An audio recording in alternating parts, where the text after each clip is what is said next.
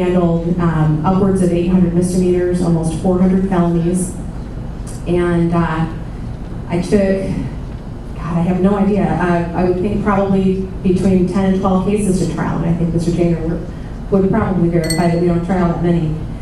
But of those, I won them all. So I tried a lot of cases.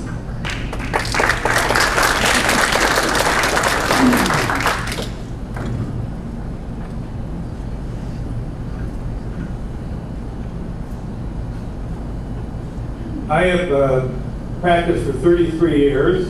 When I started off at Smith & Brooker, we used to have cases called subrogation. I probably tried 50, 60, 100 of those.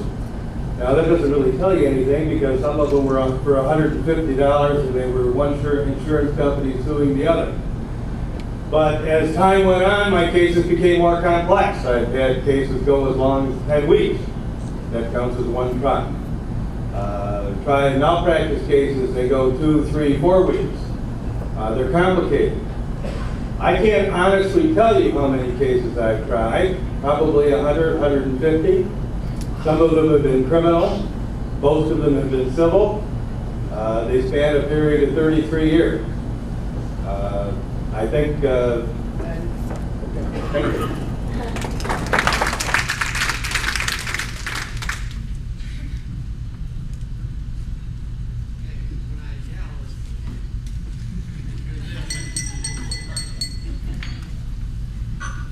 I can say right now that I don't have probably as much trial experience as most of the people up here. That's given. I can't help that. I've had hundreds of cases in different areas, a lot of divorce cases, but normally about 99.9% of my cases usually end up settled, including my, any personal injury cases and those any type of cases where you usually go into some sort of litigation. Usually we're able to come away with a compromise. Now, in my general practice, I don't advertise. I get my business from my clients. My clients come to me. They go out and they tell people what a good lawyer I am and how I took care of them. Obviously, I wouldn't be around if I didn't do a good job for my clients. Now, we're here today because I'm looking to be on the bench. I'm not here to advocate for a client. I'm here to be on the bench to make a decision for two sides. Now, whether I'm a great plaintiff attorney or a great defense attorney, and I know how to try a case and I've tried thousands of them, doesn't mean that I'm going to make a decision that's going to be right for either side. I may have some biases if that's the case. Thank you.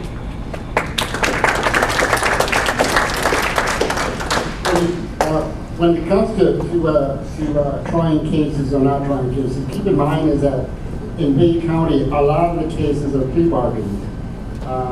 So a lot of the cases don't go to trial. These attorneys are great lawyers, but if the case is a plea bargain, you're not going to get to trial. My experience has been sitting behind the juvenile court bench, hearing cases on a preliminary matter. I've done bench trials as a juvenile court referee, and I've done arraignments as in the district court as a district court magistrate. When I was in practice, I used to do civil litigation. I've had dog cases, I had personal injury cases, I've had housing cases. In fact, one of my senior partners brought me into the law firm, was Judge Hebert, a brilliant lawyer, and our daughter was one of our clients. So I've done that type of work. It was boxing, by the way. So my experience has been mostly to do civil and criminal litigation. Thank you.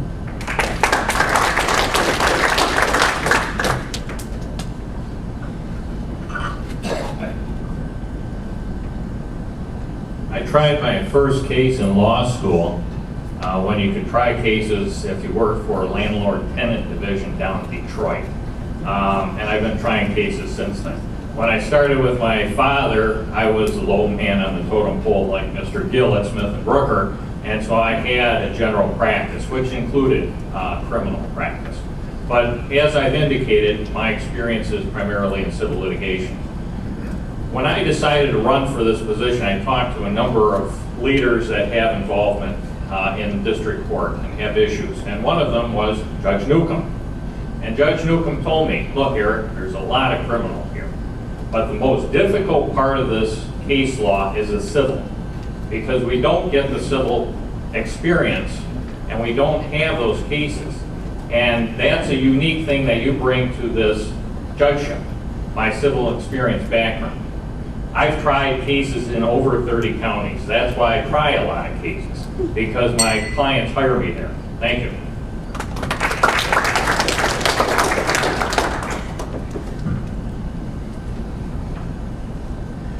I've tried hundreds of cases in my 27 years. I'm also licensed to practice in federal court in the Eastern District of Michigan, the Western District of Michigan, and the Sixth Circuit Court of Appeals. So as far as criminal jury trials, I've done over 27 of them at the federal level. I've done over 100 jury trials at the state level. I have done countless, I couldn't tell you the numbers of landlord-tenant type trials, unemployment compensation matter, even a workers' comp matter. So, and of course, breach of contract, dog bites. I've tried them all. I've done hundreds of cases. I have tried both the jury trials and the bench trials, and the trials before a judge. Thank you.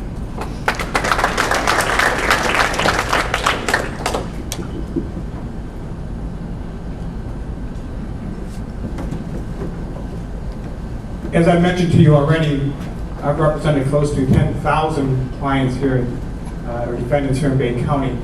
And you understand that don't confuse with files, it's about 20% higher, so it's over 10,000 files. Roughly about 1%, maybe give or take a percentage, go to trial. In my younger years, when I was less experienced, they told Mark, you don't tell your client he's going to lose, and that's why you go to trial so often, okay? But what happens as you get more experience, you understand how to resolve cases better. I don't try as many, but I do try, again, we're talking 1%. And I was the defense attorney on the most high profile case we've had probably here in 10 years, and that was the Kamara case. My client wasn't offered a deal. I did everything I could with my experience and expertise that I had to represent him the best I could, and we lost that case, all right? But right now, I have the courtroom experience, and it's not just experience in that area. I mean, courtroom experience includes more than just trial. You do motions, pleas, sentencing, all that. As a civil, I can't get into that, okay?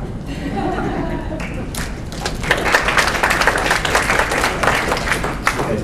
Before I ask this multi-part question to our guest candidates, I want to ask people in the audience a question of whether you found it difficult over the years in trying to evaluate who to vote for a judgeship, because you know nothing about their politics, their personal views,